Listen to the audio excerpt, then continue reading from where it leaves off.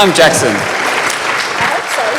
Yeah, it's a good crowd tonight. I might not be able to fit everyone in, but yeah, I'm from the tabletop game world. They're a little bit like video games, but they run on dead trees. So it's not a technical talk. It's something for the artists and the designers in the room. These are digital tools we use to make our board game. It's a good crowd tonight, so I don't think I'll get to everyone's card. I think I set a limit of 30 or so. But if you want to drop in your favorite cat picture, I might be able to turn it into a virtual board game card by the end of this talk, if I'm lucky. Please don't put anything you don't want to appear on screen. I'll try to moderate before anything naughty appears, but it seems like it's a good crowd. But to get to my slides, Armello might not need much of an introduction in this room. Did anyone work on Armello in the room? No? It came out in 2015 from indie Melbourne developers League of Geeks. It was a digital board game where you roll dice, you play cards, and you adventure across a hex map to kill the king of Armello and take the crown, all the fantasy political violence of Game of Thrones with adorable woodland creatures. And then in 2018, King of the Castle Games Company, makers of campaign coins, got the license to make a board game version of it. The design by Rob Hainsou adapted the video game from running on computers to running on cardboard and the human brain. And here we are playtesting what was just about the completed first draft of the game on the 27th of February 2020. It's a quote by Melbourne. And then the funniest thing happened. We had a hard time making an in-person game when we were all locked in our houses.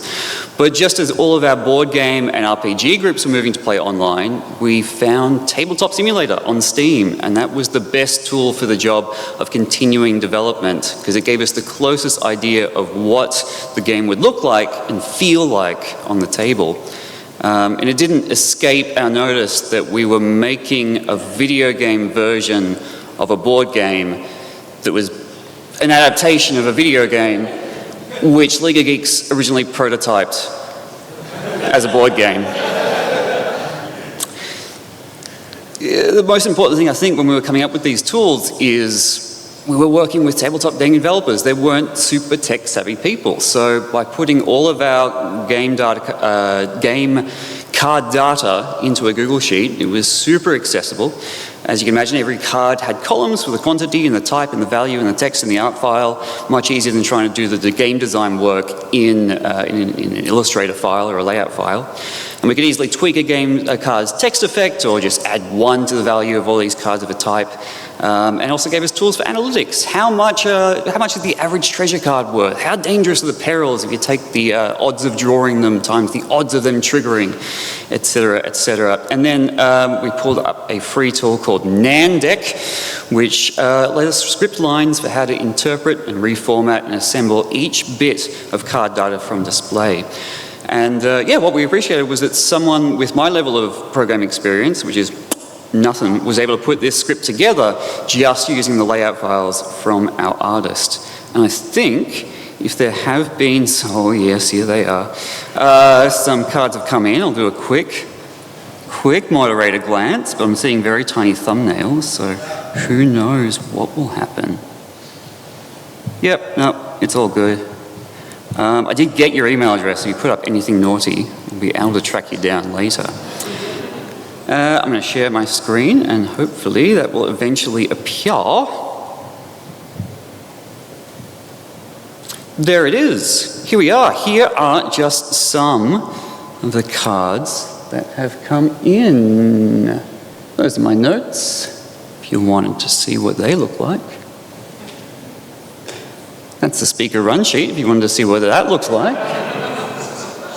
That's my headshot, and that's my screen. Here we are.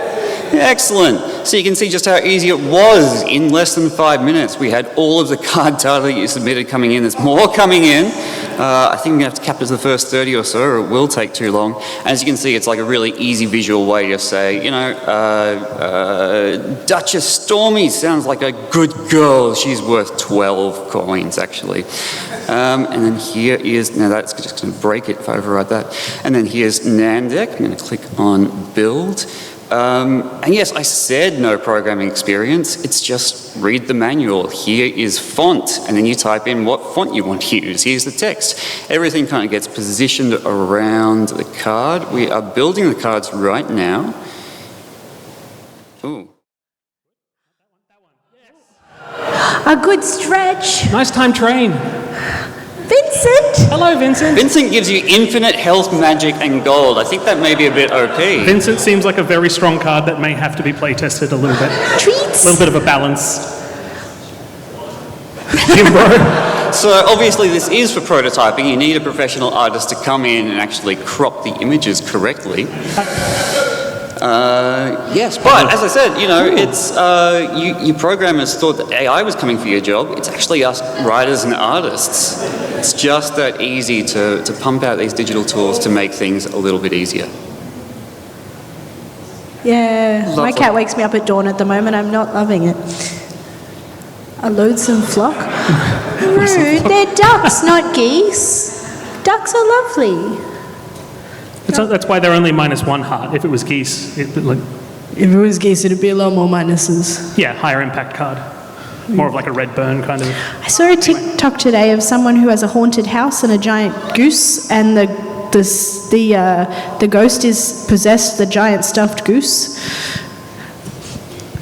That's just what my social media looks like at the moment, everybody. That's a little bit of an insight into your algorithm. Yep. I'm just standing here because I think the break's up next. The break is up next. You can keep playing up here. So we do have a break next. But first, I would like everybody to give a round of applause to Jackson for that talk. Yeah. Thank you, Jackson.